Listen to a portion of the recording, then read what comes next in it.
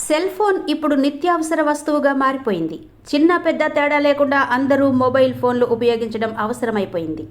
ప్రజల అభిరుచులకు తగ్గట్టుగా మొబైల్ తయారు చేసే కంపెనీలు ఇబ్బడి ముబ్బడిగా మార్కెట్లోకి వచ్చాయి. ప్రతి ఒక్కరూ తమ ప్రోడక్ట్ను అమ్ముకోవడానికి రకరకాల ఆఫర్లు పెట్టడం ఆనవాయితీగా మారింది.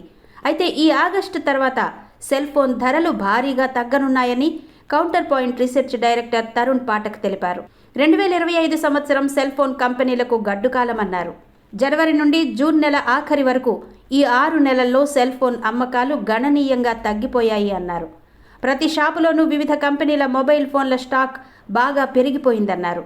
వాటిని వదిలించుకోవడానికి ఎన్ని ప్రయత్నాలు చేసినా సాధ్యపడలేదన్నారు.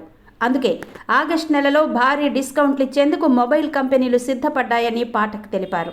ముఖ్యంగా Oppo, Nothing, Realme, iQOO, Xiaomi, OnePlus ఫోన్లపై క్లియరెన్స్ సేల్ పెట్టేందుకు కంపెనీలు ప్రణాళికలు సిద్ధం చేసుకుంటున్నాయన్నారు. కొత్తగా మొబైల్ కొనుక్కుందామనుకున్న ప్రజలు ఆగస్టు నెల వరకు వేచి చూడాలని వారు సూచించారు.